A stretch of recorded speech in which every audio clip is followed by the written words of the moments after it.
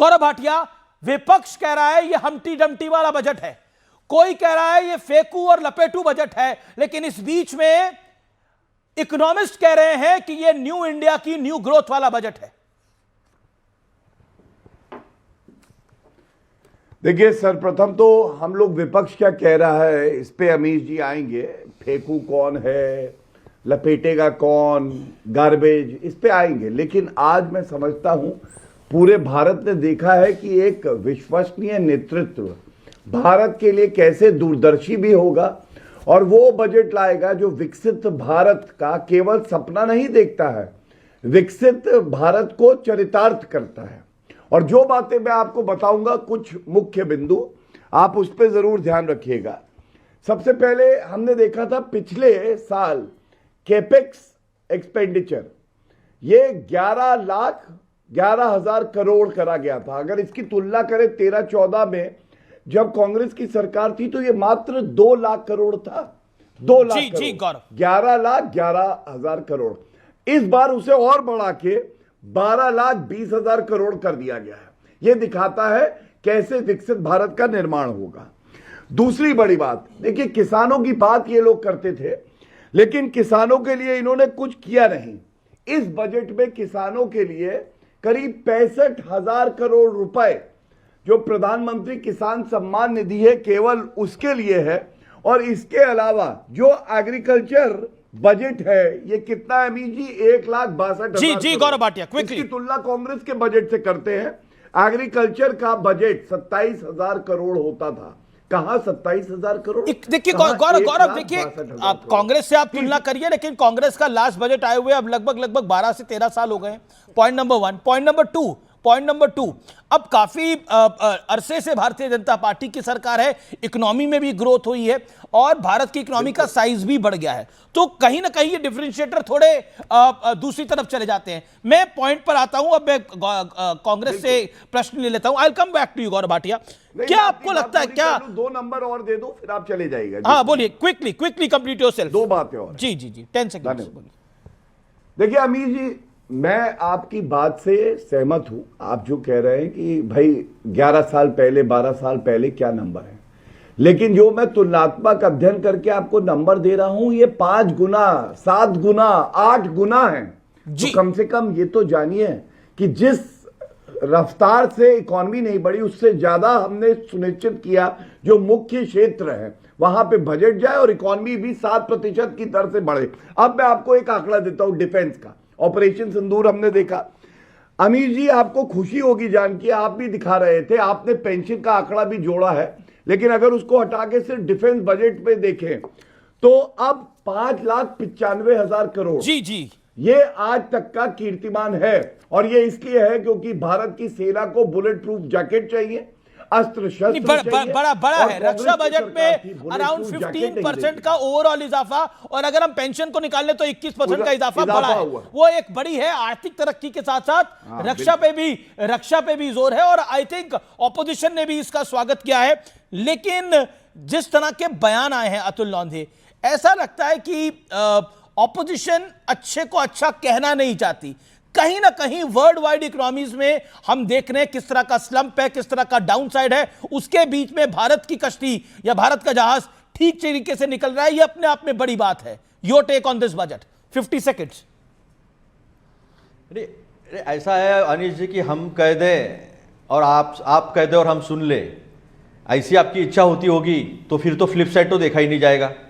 अब इन्होंने कहा कि इतने पैसे तो 396 करोड़ का पहला बजट था, आज 53 लाख करोड़ तक पहुंचा है।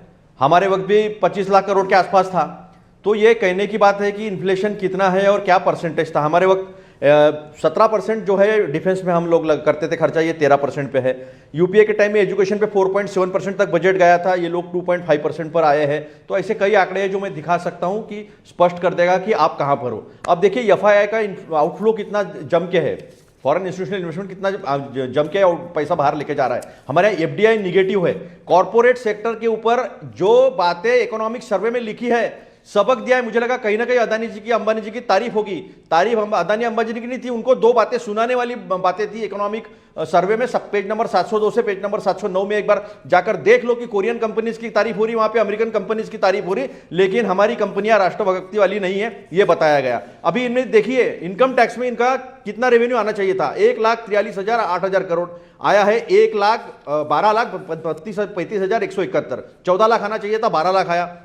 इनका कॉर्पोरेट टैक्स जो है 28,37,000 करोड़ 409 आना चाहिए था, जो आया 24,74,661। अब मुझे बताइए, हाई अनएम्प्लॉयमेंट, जितनी स्कीम्स उन्होंने बताई है, तारीफ करने के लिए क्या है, जितनी स्कीम्स बनाई है आप उसकी ब्लूप्रिंट देखो तो पता चलेगा कुछ भी नहीं है। 95,000 करोड़ का इन्वेस्टमेंट है, पूरी ब्लूप्रिंट देखना पड़ेगा, राज्यों का कितना है, इनका कितना है। अभी 86,000 करोड़ में 50 दिन के ऊपर एम्प्लॉयमेंट नहीं दे पाए, अब 95,000 करोड़ में केवल 9,000 करोड़ की बढ़ोतरी से 125 दिन का एम्प्लॉयमेंट दे पाएंगे। अभी लास्ट टाइम का नहीं, बस 2 सेकंड। अभी देखिए पिछले बार में कितनी कटौती हुई है। ग्रामीण विकास में 53,067 करोड़ की कटौती, शहरी विकास में 39,573, सामाजिक कल्याण 9,999 करोड़ की कटौती, कृषि में 6,985 करोड़ की कटौती, शिक्षा में 6,701 करोड़ की कटौती, स्वास्थ्य में 3,686 रुपए की कटौती। ये पैसा खर्चा ही नहीं किया। ओके दीप्ति तनेजा, ये हम्टी डम्टी वाला बजट है, ये झूठ का कचरा है, ये गार्बेज बैग है, ममता बनर्जी ने बोला। यही मायनों में सही मायनों में ये बजट फेकू बजट है, लपेटू बजट है, शत्रुघ्न सिन्हा कह रहे हैं। ये वही लोग कह रहे हैं जिन्होंने भारत को डेड इकोनॉमी भी कहा था, जो 3rd लार्जेस्ट इकोनॉमी थी और 4th की तरफ अग्रसर है। ये वही लोग हैं, इनसे क्या उम्मीद की जाए। हर चीज पे सियासत करनी होती है। जब मैं पढ़ती थी और जब पढ़ाती भी हूं तो एक चीज कही जाती है अमीश, lies, white lies and statistics. Atul ji, बड़ा अफसोस हो रहा है, यहां कटौती, वहां कटौती, वहां कटौती। अरे भाई, एक पूरी पाई है, अगर कहीं पे बढ़ेगा तो कुछ ना कुछ तो घटेगा, लेकिन उस घटने का क्वालिटेटिव इंपैक्ट आप देखिए ना। आप जो मेक इन इंडिया करेंगे, आप जो एक विकसित भारत, मैं सर आपके बीच में नहीं बोली थी, एक विकसित भारत की तरफ जो आप अग्रसर हो रहे हैं, आप एम्प्लॉयमेंट की बात करेंगे सर। जब मैन्युफैक्चरिंग बढ़ेगी तो एम्प्लॉयमेंट तो ऑटोमेटिकली बढ़ेगी ना सर। और एफआईआईज का जो उड़ान है, जो यहाँ पे एफआईआईज जो बाहर जा रही हैं, उसके लिए बहुत सारे इंटरनेशनल फैक्टर्स हैं। आप बात कर रहे हो गोल्ड और सिल्वर के प्राइसेस की, सर क्या ये बजट में गोल्ड और सिल्वर के प्राइसेस की बात होनी थी? आप क्या चाह रहे हो कि अपने ही वर्ल्ड बैंक, रिजर्व बैंक को कह दो कि भैया नहीं, गोल्ड स्टॉक मत करो। चाइना कह रहा है, सारी कंट्रीज कह रही है गोल्ड स्टॉक मत करो। 880 टन का हमारा अखिलेश यादव का स्टेटमेंट था, कांग्रेस से नहीं, अखिलेश यादव का स्टेटमेंट था। Okay, make your point ji. So the point is sir, the point is, मैं तो कहूंगी सारे एक ही समान तो हैं अमीश जी। तो द पॉइंट इज सर कि जो अभी ममता बनर्जी ने भी ये कह दिया, बंगाल को कुछ नहीं दिया। मैं कह रही हूं बहुत बढ़िया बात आपने कही अमीश, कि पहली बार हम चुनावी मुद्दों से हटकर, कि जहां-जहां चुनाव होने वाले हैं हम उससे बढ़कर पूरे भारत की तरफ देख रहे हैं। और सॉरी ममता जी, आपको नहीं पता कि सिलीगुड़ी वेस्ट बंगाल में है, फ्रीट कॉरिडोर, वाराणसी सिलीगुड़ी के बीच जो कॉरिडोर बन रहा है वो बंगाल में ही जाएगा। ओके, मैं रुक करता हूं। मेरे साथ आम आदमी पार्टी की नेत्री हैं, क्या कहना चाहती हैं आप इस बजट के बारे में? देखिए, पहले तो अभी गौरव भाटिया जी ने जो बात की वो बिल्कुल गलत थी, क्योंकि 2014 में या उससे पहले जो वो कंपेयर कर रहे हैं बजट के साथ, उस टाइम डॉलर का रेट भी क्या था ना, उस टाइम रुपए की वैल्यू क्या थी वो भी तो देखेंगे आप। आज रुपए की वैल्यू क्या है, कितना डीवैल्यू हो गया, वो भी तो काउंट होगा ना। फिर दूसरी चीज, जहां पर आपने बात की, देखिए मेरे लिए शिक्षा बहुत जरूरी है। मेरी पार्टी शिक्षा और स्वास्थ्य में बहुत इन्वेस्ट करती है, ये आपको पता है। अब शिक्षा में नेशनल एजुकेशन पॉलिसी अगर कहती है कि 6% मैंडेटोरीली 6% ऑफ जीडीपी स्पेंड करना चाहिए शिक्षा में, पर ये वाली सरकार ने करीब 7,000 करोड़ और काट दिया इस बजट में। अगर आप विकसित भारत की बात करते हैं तो आप लोगों के स्वास्थ्य में और शिक्षा में इन्वेस्ट किए बिना कैसे विकसित बनाएंगे, मुझे समझा दीजिए।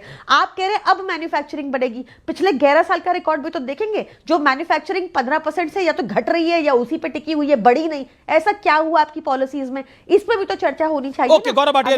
अगर आप कह रहे हैं 2047 में अगर आप विकसित भारत की तरफ जाना चाहते हैं, आपको लगता है कि यूएस और चाइना क्या स्टैग्नेंट हो जाएंगी? आज वो 400% आगे हमसे, आगे हमसे, तो वहां तक पहुंचने के लिए। चलिए मैं उत्तर दे देता हूं। देखिए, कभी मत भूलिएगा, ये वो पापी आपकी प्रवक्ता हैं जिन्होंने कहा था by one get one free, शराब चाहिए मैं बहुत कुछ बोल सकती हूँ आपकी पार्टी के लिए। चलिए, बहुत झूठी पार्टी। भाई ये तो अपने टाइम पे कीजिए ना थोड़ा नेम कॉलिंग की बजाय। अब अपनी बारी में बोली, फिर भी बोल रही है। अमीश भाई आप चेक कर लो, दर्द हो रहा है बेचारी को। अभी आपको मैं शोभा कुछ नहीं उजागर देता। करूंगा, कभी इनकी आप समझ कपड़े पहने उजागर बिना बैठ करूंगा। जाते हैं, कभी आप नेम कॉलिंग करते हैं, ये ठीक नहीं है। अरे भाई अपने दांत लगा के आओ। अरविंद केजरीवाल नंगे घूम रहे हैं पंजाब में, बता रहे हैं वहां लोग उनको जूते चप्पल से मार रहे हैं। क्या क्यों विषय चर्चा हुआ? ऐसे करते हैं? अनिल भाई ये ठीक बात नहीं है, ये ठीक बात नहीं है। मैं आपत्ति दर्ज कर देता हूँ। देखिए ये आती है कभी कभी, ये लोग बरसाती मेंढक हैं। ठीक है, बरसाती मेंढक आते हैं।